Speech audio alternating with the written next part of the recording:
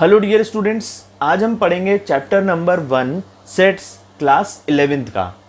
तो सबसे पहले हम बात करते हैं कि सेट्स क्या होते हैं। सेट्स होता है well defined collection of data. Yes, sets होता है well defined collection of data. अब अगर मैं बात कर रहा हूं वेल डिफाइंड की, तो वेल डिफाइंड का मतलब क्या। चलो ठीक है, वेल डिफाइंड बात करने के पहले हम समझते हैं कलेक्शन ऑफ डाटा का मतलब क्या।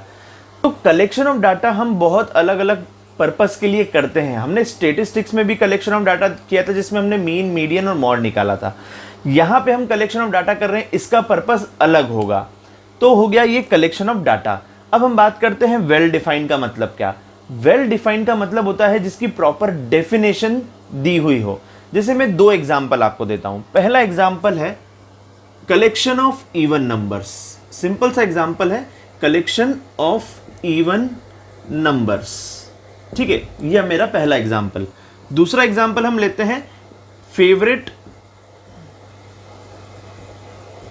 टीचर। ठीक है, आपके स्कूल का फेवरेट टीचर। अब ये देखिए, यहां पे कलेक्शन ऑफ इवन नंबर। अगर आप 5 फ्रेंड्स बैठे हैं और पांचों फ्रेंड से मैं पूछूं कि इवन नंबर क्या है, तो आप मुझे आंसर करेंगे 2, 4, 6, 8, 10। मैं दुनिया में कहीं भी चले जाऊं, किसी से भी पूछूं, सभी मुझे इस क्वेश्चन का आंसर यही करेंगे, इवन नंबर ये होते हैं।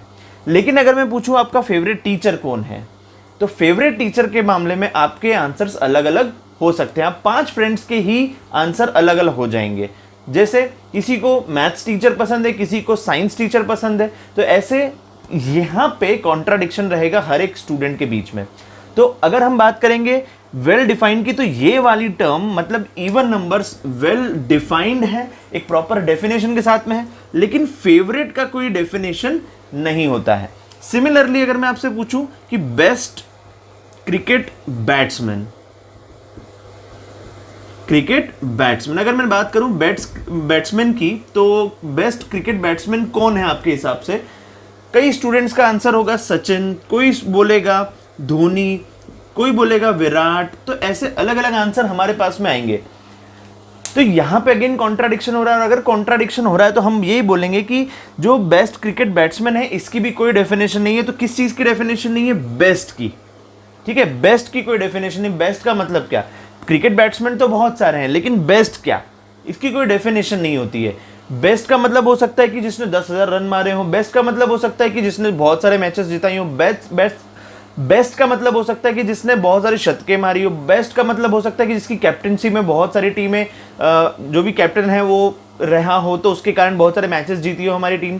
तो ये हो सकता है बेस्ट का मीनिंग। तो अब प्रॉब्लम ये है कि हम किस चीज को बेस्ट में रखें, किस कैटेगरी को बेस्ट में रखें। तो अगर मैं एक कैटेगरी डिफाइन कर देता हूं इसके लिए, तो फिर ये बेस्ट की डेफिनेशन बन जाएगी। जैसे अगर मैं बोल रहा हूं बेस्ट का मतलब क्या, तो मैंने आपको डिफाइन कर दिया, बेस्ट इज इक्वल्स टू, मैंने डिफाइन कर दिया कि बेस्ट इज इक्वल्स टू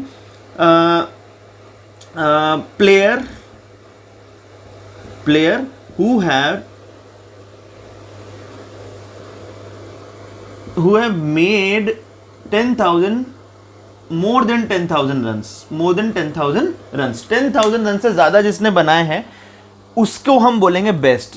ऐसा प्लेयर जिसने 10,000 रन से ज्यादा बना रखे हैं कोई से भी क्रिकेट मैच में, सपोज करो ओडीआई में, इन ओडीआईज, ठीक है, तो हम बोलेंगे कि उसने बना रखे हैं 10,000 रन से ज्यादा रन, तब वो बेस्ट की कैटेगरी में आएगा। तो अब जितने भी प्लेयर्स हैं जिन्होंने 10,000 रन से ज्यादा रन बनाए हुए हैं, वो सभी किस कैटेगरी में आ जाएंगे?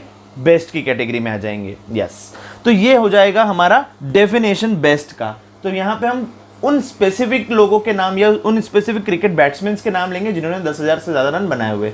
तो ये होता है वेल डिफाइंड का मतलब। अब हम आगे बढ़ते हैं सेट्स के रिप्रेजेंटेशन पे। तो सेट्स का रिप्रेजेंटेशन किया कैसे जाता है? सेट्स का रिप्रेजेंटेशन बहुत इजी है। तो देखिए, सबसे पहले तो सेट को रिप्रेजेंट किया जाता है, हम इसको capital letter of English alphabet से रिप्रेजेंट करते हैं। वो A B C D E F G H कुछ भी हो सकता है। नाउ सेकंड जो इंपॉर्टेंट चीज है वो ये है कि इसको हमेशा ब्रेसेस में रखा जाता है ना। ब्रेसेस मतलब करली ब्रैकेट्स। करली ब्रैकेट्स में सभी एलिमेंट्स को रखा जाता है एक सेट के। अब जैसे मैंने आपको बोला है इवन नंबर का सेट, मैंने आपको बोला है इवन नंबर्स का सेट, तो इवन नंबर्स में कौन कौन से नंबर्स आते हैं? 2, 4, 6, 8, 10 एंड सो ऑन। तो देखिए ये हो गया रिप्रेजेंटेशन ऑफ अ सेट। पहली चीज जो ध्यान रखने की है वो क्या है? तो पहली चीज जो ध्यान रखने की है वो ये है कि जो रिप्रेजेंटेशन है वो capital letter of English alphabet से होगा, capital letter of English alphabet से होगा। दूसरी चीज क्या है? तो दूसरी चीज याद रखने की है कि ब्रेसेस के अंदर हम एलिमेंट्स को रिप्रेजेंट करते हैं, जो भी एलिमेंट्स हैं उनको हम रिप्रेजेंट करते हैं करली ब्रैकेट्स के अंदर। तीसरी चीज जो है वो है ये कॉमा। ये कॉमा के साइन जो है ये होते हैं हमारे जो इंपॉर्टेंट है। थर्ड थिंग, यहां पे जितने भी एलिमेंट्स हैं उनको सेपरेट किया जाता है कॉमा के हेल्प से। ठीक है, यहां तक अगर यहां तक समझ में आ गया है तो हम आगे बढ़ते हैं। यहां पे अब एक इंपॉर्टेंट चीज जो है वो याद रखने की वो ये है कि अगर आप कोई एलिमेंट को रिपीट करते हैं तो रिपीटेशन इसमें कोई मैटर नहीं करता। अगर मैं किसी सेट को लिख रहा हूं a इज इक्वल्स टू 1 1 2 3 और मैंने एक सेट लिखा है b 1 2 3, तो ये दो अलग अलग सेट नहीं है, ये एक ही सेट है, क्योंकि रिपीटेशन इसमें मैटर नहीं करता है। रिपीटेशन हमको नहीं करना होता है, तो रिपीटेशन से कोई फर्क नहीं पड़ता है। आप डिजिट्स को आगे पीछे लिख सकते हैं, जो भी एलिमेंट्स है उसको आगे पीछे लिख सकते हैं, मतलब ऑर्डर भी इसमें मैटर नहीं करता है। चलिए आगे बढ़ते हैं और बात करते हैं कितने टाइप के प्रेजेंटेशंस या रिप्रेजेंटेशंस होते हैं एक सेट के। दो टाइप से हम रिप्रेजेंट कर सकते हैं एक सेट को। पहला होता है set builder form. Set builder form पहला होता है सेट बिल्डर फॉर्म। दूसरा होता है रोस्टर फॉर्म। ठीक है, रोस्टर फॉर्म। रोस्टर फॉर्म को हम टेबुलर के फॉर्म्स टेबुलर फॉर्म के नाम से भी जानते हैं, टेबुलर फॉर्म। तो ये हमारे पास में दो टाइप हो गए, दो रिप्रेजेंटेशन के टाइप्स हो गए। पहला हो गया सेट बिल्डर फॉर्म, दूसरा हो गया रोस्टर या टेबुलर फॉर्म। अब अगर हमको सेट को रिप्रेजेंट करना है सेट बिल्डर फॉर्म में, तो देखिए जैसे कि नाम से ही समझ में आ रहा है सेट बिल्डर, तो ये हमको एक डेफिनेशन देता है, तो हम इससे सेट को बिल्ड करते हैं। तो देखिए कैसे इसको कैसे लिखेंगे हम? a is equals to X is such that X are या x is such that x is the collection of even numbers। तो अल्टीमेटली हम इन शॉर्ट इसको ऐसे समझेंगे, हम इसको थ्योरी के फॉर्म में लिखते हैं। थ्योरी के फॉर्म में लिखा हुआ जो डाटा होता है उसे हम बोलते हैं सेट बिल्डर फॉर्म। दूसरा है हमारा रोस्टर या टेबुलर फॉर्म। अब इसी को अगर हम टेबुलेट कर देते हैं, इसी के एलिमेंट्स को अगर हम टेबुलेट कर देते हैं तो वो हो जाता है टेबुलर फॉर्म। तो देखिए कैसे, इसी का सॉल्यूशन मैंने टेबुलेट फॉर्म में लिख दिया 2 4 6 8 एंड सो ऑन। तो देखिए कलेक्शन ऑफ इवन नंबर जब हमने वर्ड्स में लिखा तो ये हो गया सेट बिल्डर फॉर्म। जब हमने इसको टेबुलेट कर दिया, इसके सारे नंबर्स को जो एलिमेंट्स थे उनको टेबुलेट कर दिया, तो इसको हमने दिया टेबुलर फॉर्म नाम। टेबुलर फॉर्म को हम रोस्टर फॉर्म के नाम से भी जानते हैं। ठीक है, तो ये हो गए दो टाइप के रिप्रेजेंटेशन जो आपको करना होते हैं। अब कुछ इंपॉर्टेंट चीजें जो आपको एक्सरसाइज नंबर 1 में काम आने वाली है उसके बारे में डिस्कस कर लेते हैं। पहली चीज है ये साइन। ये साइन एक्चुअल में है क्या, मैं आपको बहुत अच्छे से बता दूं कि ई नहीं है। ई को हम बनाते हैं ऐसे और ये बना है ऐसे, तो they are not the same symbols. ठीक है, ये सिंबल होता है बिलोंग्स टू का। ठीक है, ये सिंबल होता है बिलोंग्स टू का, बिलोंग्स टू।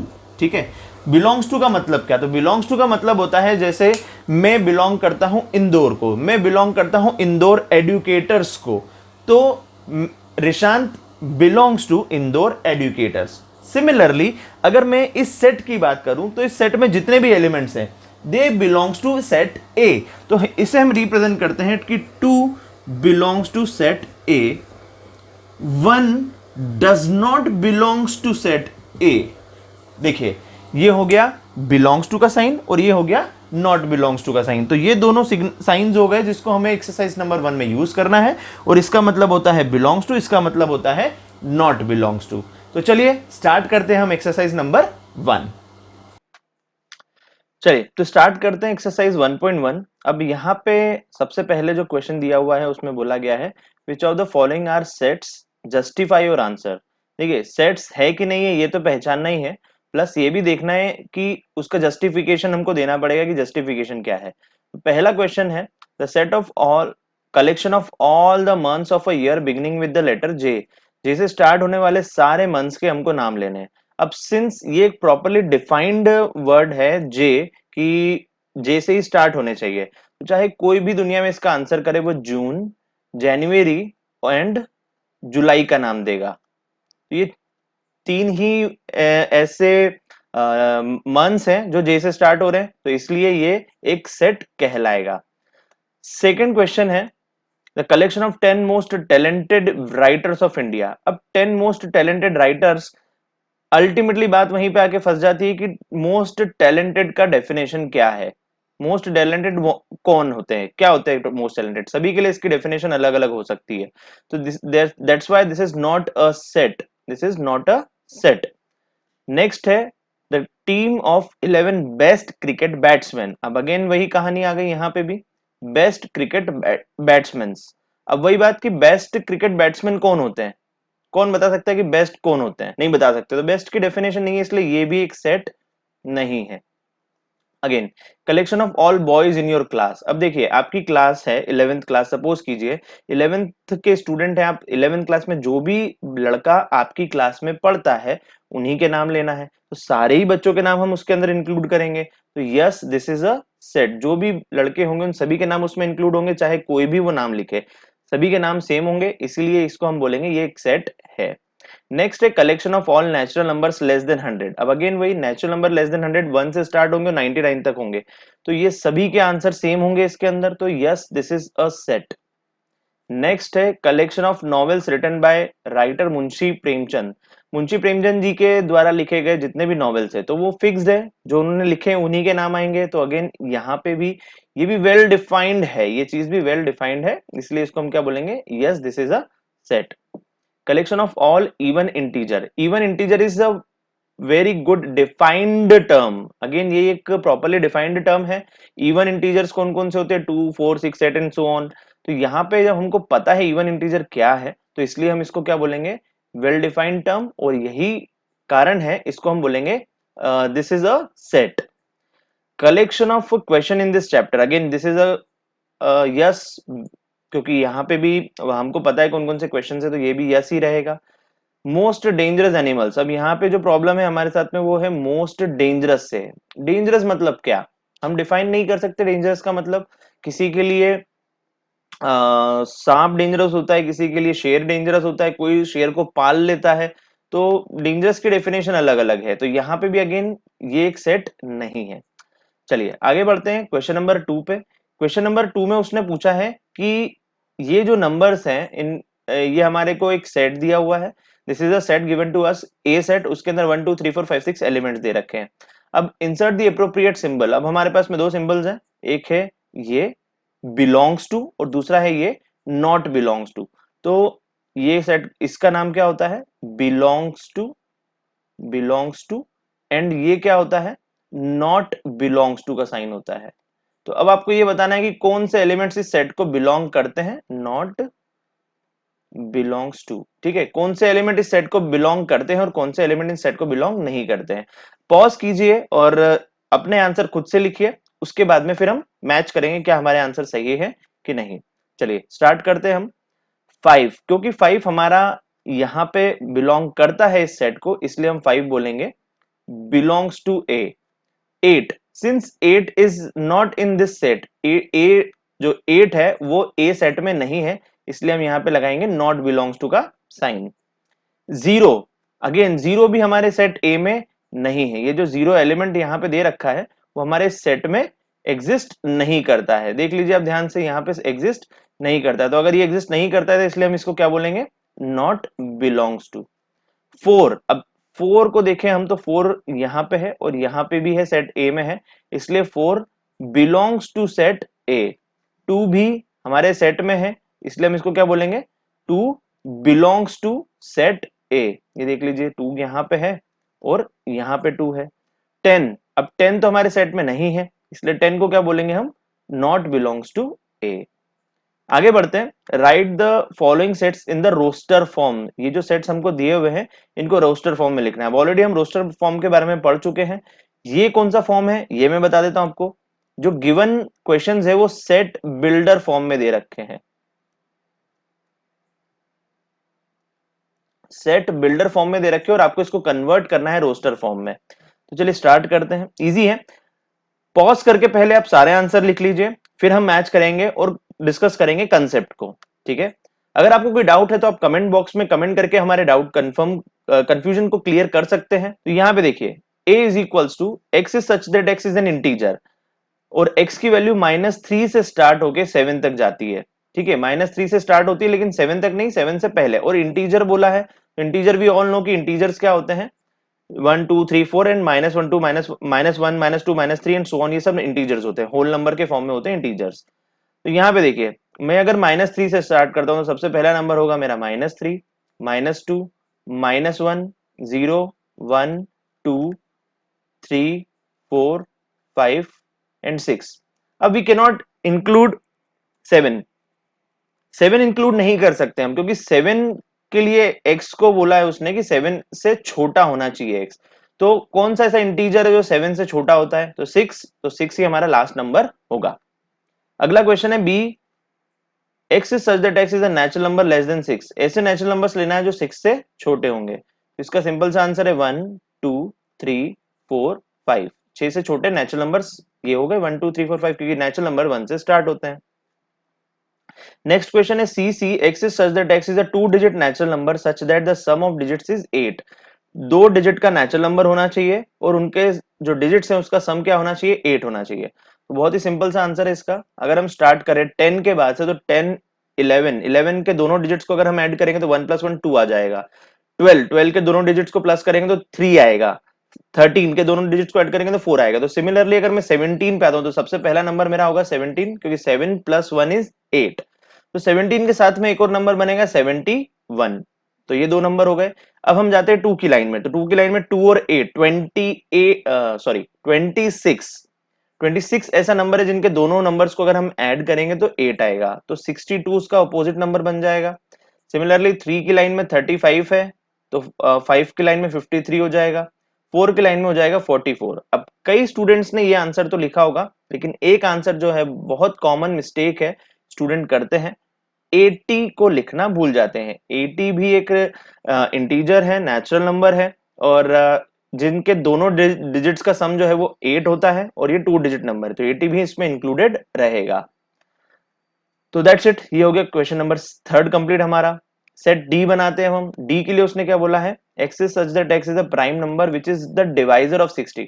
डिवाइजर ऑफ 60 मतलब 60 को डिवाइड करने वाले कौन कौन से ऐसे नंबर्स हैं वो हमको लेना है। लेकिन यहाँ पे कंडीशन दी हुई है कि it should be a prime number. तो पहले तो हम डिवाइजर्स ऑफ 60 बना लेते हैं, ये हम रफ वर्क कर सकते हैं यहाँ पे। डिवाइजर ऑफ 60 तो कौन कौन से हैं डिवाइजर ऑफ 60, 1 2 3, फिर 4 5 6, फिर 6 के बाद में आएगा 7 8 9 10 10, 10 आएगा। फिर आएगा 12, फिर 13 14 नहीं आएगा, 15 आएगा, 16 17 18 19 20 आएगा।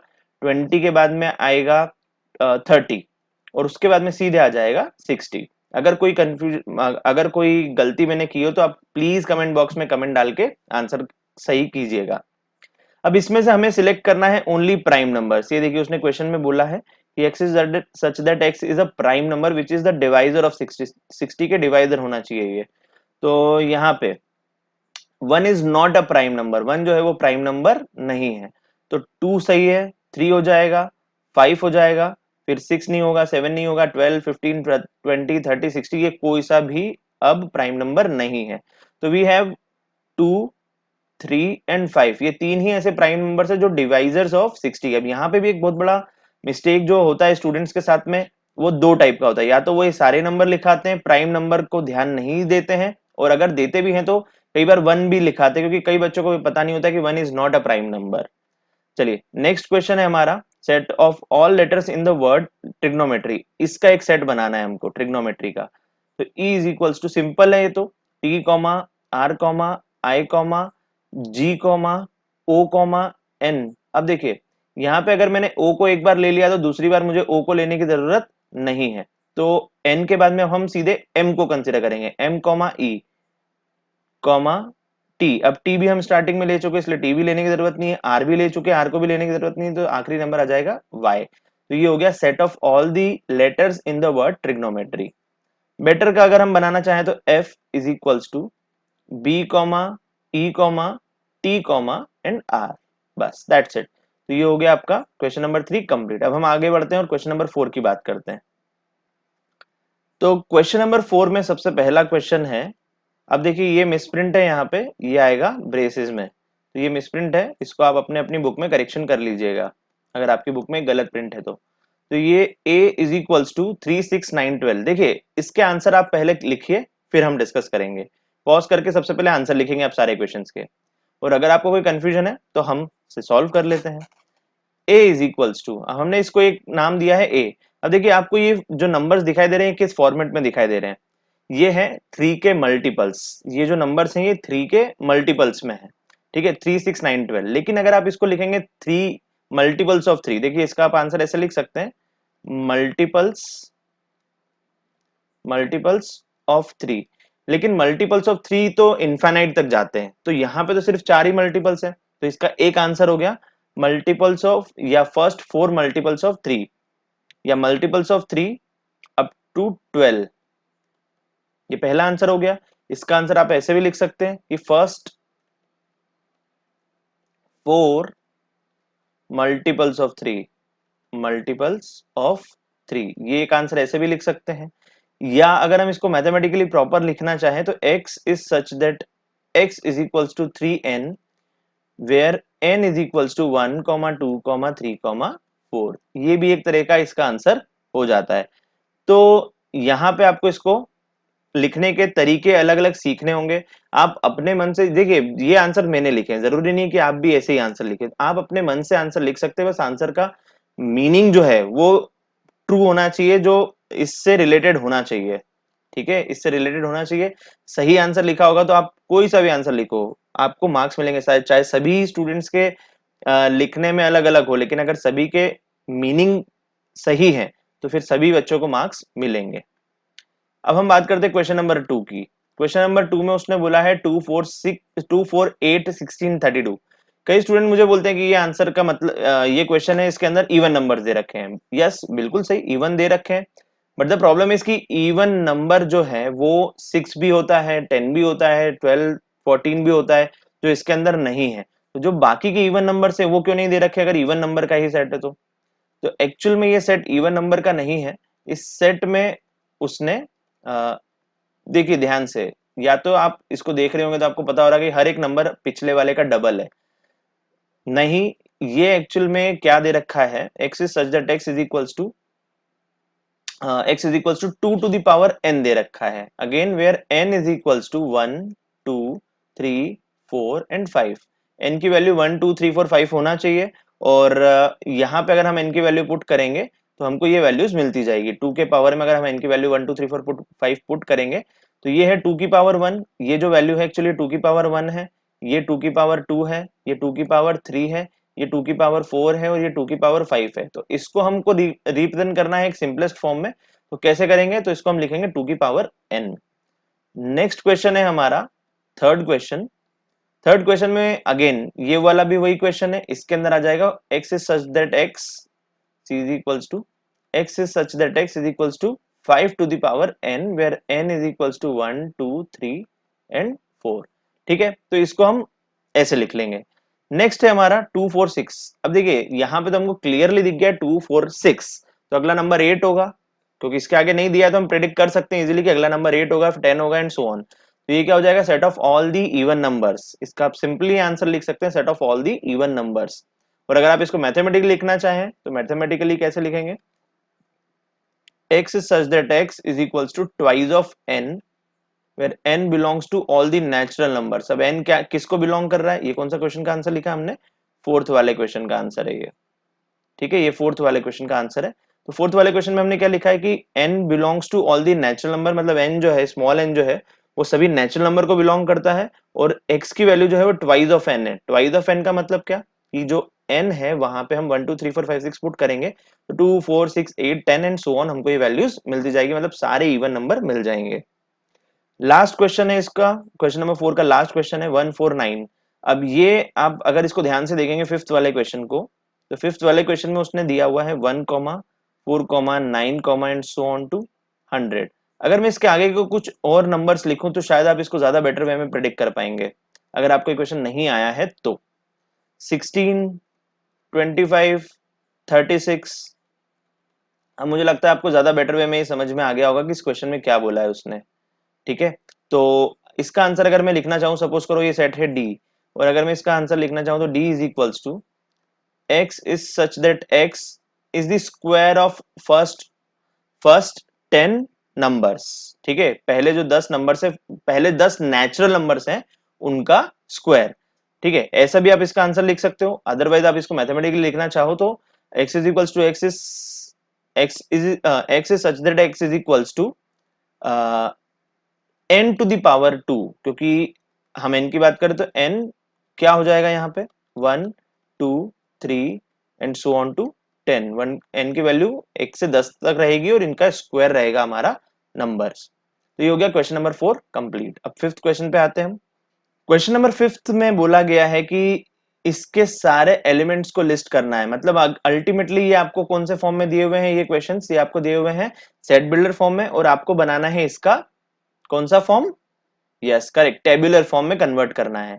तो जैसे कि हमने पुराने क्वेश्चंस किए हैं तो उसके हिसाब से आपको आई होप कि समझ में आ गए होंगे और इन क्वेश्चंस को आप कर पाएंगे, इजीली कर पाएंगे। तो ये क्वेश्चन आपके लिए है, these are the homework of from exercise number 1। और अगर आपको कोई डाउट होता है तो आप कमेंट बॉक्स में कमेंट करके डाउट्स को क्लियर कर सकते हैं। क्वेश्चन नंबर 6 में उसने बोला match the set of left in the roster form. तो ये क्वेश्चंस आपको रोस्टर फॉर्म में दे रखे हैं और इसके जो राइट साइड में दे रखे हैं वो सेट बिल्डर फॉर्म दे रखे हैं और आपको इनको मैच करना है। तो देखिए मैथमेटिक्स का आंसर ये हो जाएगा 1 2 3 6। ये 1 2 3 6 क्या है, तो 1 2 3 6 are the natural number divisor of 6। ये सारे नेचुरल नंबर से जो डिवाइजर ऑफ 6 है। 2 3 क्या है, 2 3 प्राइम नंबर्स डिवाइजर ऑफ 6 है, prime number of divisor of 6 है। तो ये बचा हुआ आंसर बी हो जाएगा। तो ये आंसर हमारा कंप्लीट। तो हमारी एक्सरसाइज 1.1 कंप्लीट हो चुकी है। अब हम अगले टॉपिक की तरफ बढ़ते हैं, एक्सरसाइज 1.2 के जो टॉपिक्स हैं उसकी तरफ।